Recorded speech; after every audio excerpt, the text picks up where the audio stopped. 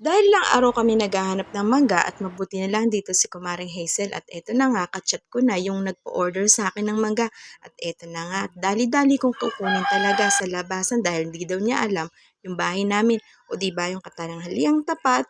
Go si Inday. Siyempre, binilisan ko talaga yung takbo para lang kasi makuha ko yung order ko at dahil walang maiiwan kay Calvin, siyempre, eto na nga ako sa bahay at ayan, dala-dala ko na yung 1 kilong mangga na kamahal-mahal naman tunay. O di ba hindi kasi panahon nga mangga ngayon kaya ang mahal.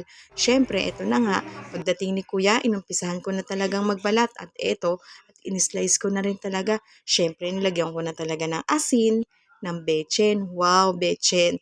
At siyempre, lagyan ko na rin ng konting sili para masarap ang kain. O ayan, inumpisahan na talaga namin ng kain. Di ba ang sarap? Ang sarap din naman kasi ng mangga at ang crunchy pa. O di ba? Daig mo pa ako naglihi noon, kuya. Grabe ka kung mag-request. Yung mangga na hindi panahon ngayon, go lang. At syempre, ito naman si Mami. Go lang naman sa request mo. Paano makainday? Kain tayo.